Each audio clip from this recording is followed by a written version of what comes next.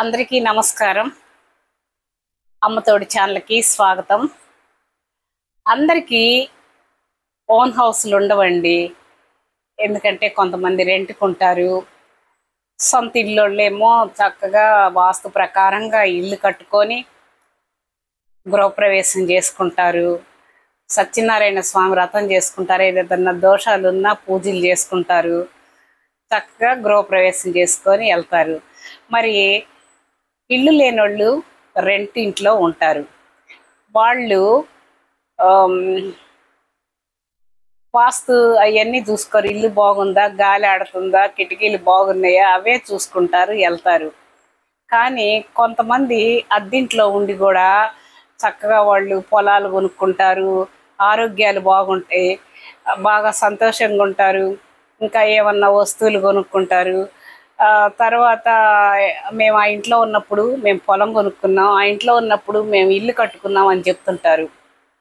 కొంతమంది ఏం చెప్తారు, ఆ ఇంట్లోకి వెళ్ళిన తర్వాత మాకు మనశ్శాంతే లేదు, అసలు ఏ రోజు మేము గొడవ పడేవాళ్ళం కాదు, ఆ ఇంట్లోకి వెళ్ళాము ఒకటే గొడవలు, చిన్న చిన్న దానికి కూడా ఆయన పెద్ద పెద్దగా అరుస్తుంటాడు, అసలు పిల్లలకు కూడా హెల్త్ బాగోట్లా, నాకు హెల్త్ బాగోట్లా అని ఎంతోమంది చెప్తుంటారు. మనకి తెలిసిన వాళ్ళు, ఏమ్మా ఇంట్లో కొత్త ఇంట్లోకి వెళ్ళావు కదా, అద్దెంట్లోకి బాగుందా అని అడిగితే ఇలాగా చెప్తారు. కొంతమంది ఏమో బాగున్నామని చెప్తుంటారు.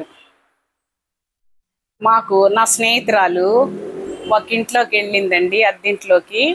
ఆ ఇంట్లో వాళ్ళు సూసైడ్ చేసుకున్నారు, ఫ్యామిలీ మొత్తం.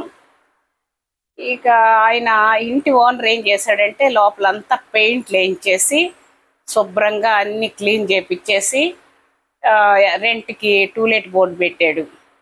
ఇక నా ఫ్రెండ్, నా స్నేహితురాలు చూసి లోపలంతా చూసింది, చక్కగా కొత్తగా పెయింట్లు వేశారు, బాగుందని చెప్పి తెలియక ఆ ఇంట్లో చేరింది. ఆ ఇంట్లో చేరిన కాడి నుంచి ఆవిడకి పీడకలలు వస్తున్నాయంట, హెల్త్ బాగట్లేదంట.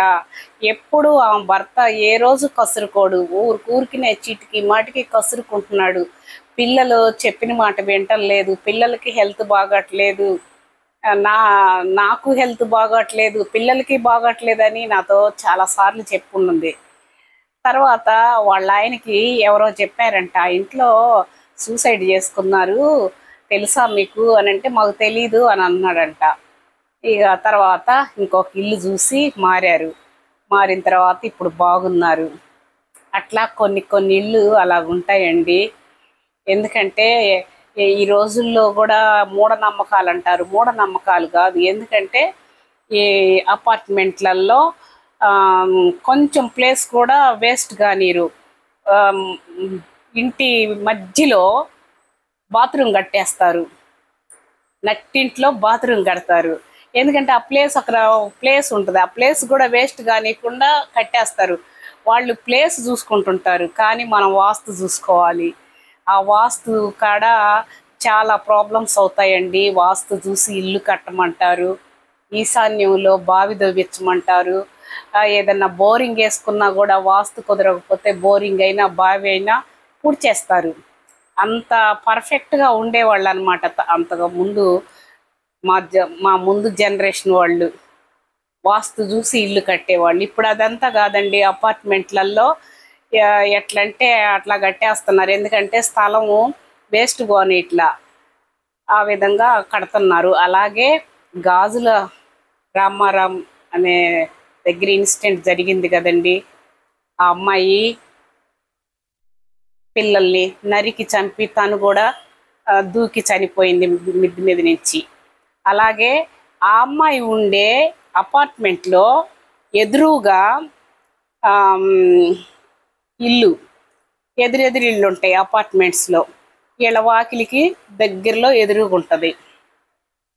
ఆ ఇంట్లో ఒక ఒక అమ్మాయి, ఇద్దరు పిల్లలు, తల్లి పిల్లలు సూసైడ్ చేసుకొని చనిపోయినారు.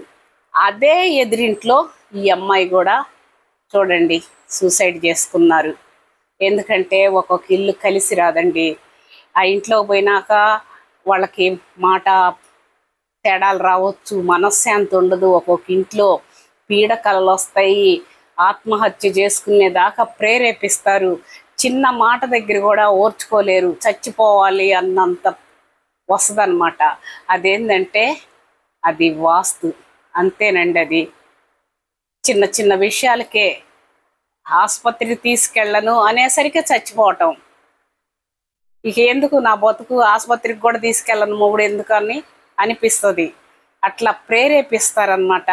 అయ్యి మా లాంటి పెద్దవాళ్ళు చెప్తే ఇప్పుడు జనరేషన్ వాళ్ళు నమ్మరు. ఎందుకంటే కొన్ని కొన్ని ఇళ్లల్లో అలాగే ఉంటాయండి, మనశ్శాంతి ఉండదు. గొడవలు, చిన్న చిన్న దానికి గొడవలు.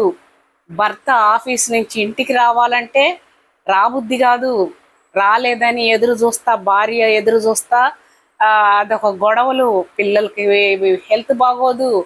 కొన్ని కొన్ని ఇళ్ళు ఉంటాయండి, అలాంటి ఇళ్ళులో ఎవరైనా సరే మీరు కానీ రెంట్ల ఇళ్లల్లో చేరితే ఫస్ట్ వారంలోనే తెలిసిపోయిద్ది ఆ ఇంట్లో వాతావరణం ఎలా ఉందా, బాగా నిద్ర పడుతుందా, పిల్లలకి హెల్త్ బాగుందా, ఇంటి యజమానికి బాగుందా, ఇంటి ఇల్లాలకి బాగుందా అని తెలిసిపోయిద్ది.